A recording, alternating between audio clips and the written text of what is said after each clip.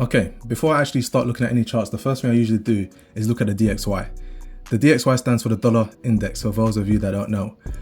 When I'm looking at this, the reason I look at it is because it has a relative strength to most of the currency pairs that we are going to trade. As you probably know, around the world, the dollar is the most accepted currency around. So when I start, I look at the weekly just to understand what's been happening, what's the objectives of the dollar, and where we could potentially see it move on a technical basis, matching up with fundamentals. But that's not something I'm going to speak about in regards to this video. So once I go into the daily, okay, I understand more of the picture, I understand more of what's going on, and then I start thinking about what could potentially happen for the week. Right now, as you can see, we've taken out on the 13th of July or 14th of July, we've taken out this liquidity, and then we've ran for this internal liquidity high here, also here, and now you can see we're running for these highs here. So during this week, what I could potentially expect to see is a run on this liquidity from this high here. Okay, we do our signature move, and then we drop down into here. When I say signature move, this is exactly what I'm referring to. Okay, pictures I've created a long time ago and I use them to teach my students. Okay, these are the signature moves that I'm referring to. So understanding that could potentially be what I'm seeing for DXY this week. Understanding that the euro does the exact opposite. Okay, long-term view on my EURUSD is exact opposite of the DXY. Understanding it does exactly the opposite of what we expect to see for the DXY. So I'll shift straight into the H1. Onto the H1 here this week, as you can see, big imbalance through here. We've got IPA, okay, and then we've got that big drive down on this H1 candle. Through there, if I go into the H4 real quickly, or even a daily, okay, I'll just quickly see this. So you can see we've created this internal low through here. We've got this target that we need to take out, which also leads into us getting down there in the long term. So flipping back into the H1, okay, what I expect to see this week, okay, similar to what I expect to see for the DXY, is price coming to take out liquidity from here, running into this area, and then potentially dropping down through here.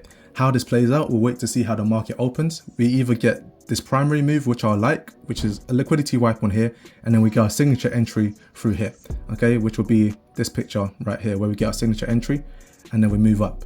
Okay, so that's something I'll be looking for potentially, to get an entry through here to shift up into the supply zone. And then once we do shift into that supply zone, let's just say we capture, okay, about 100 pips into here, we can now capture, I mean,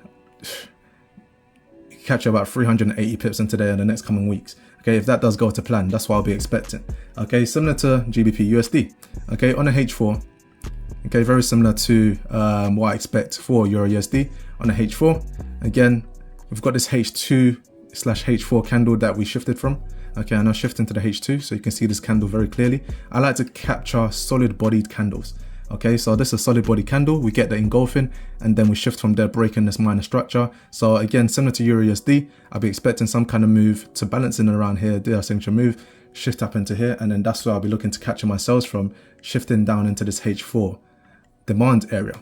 Okay, very, very simple trade is what I'm looking for. And then the last one that we're going to touch on for today is simply just gold. Okay, gold, again, this is something that I sent out to the team earlier on in the week. I was looking to capture a cheeky trade through here. Okay, unfortunately didn't quite catch it just due to news. Okay, this is the area I was talking about. Okay, and then it shifts. Okay, so this is the area I was talking about. Unfortunately, just due to the news, we shift even lower. But now we've created the same scenario through here again.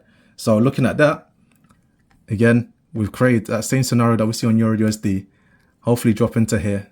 And then for this week, I'll be looking to trade this up into our supply area on this H1, okay, through here, / 30-minute supply candle. So this candle just hiding right up here that started the move in the first place.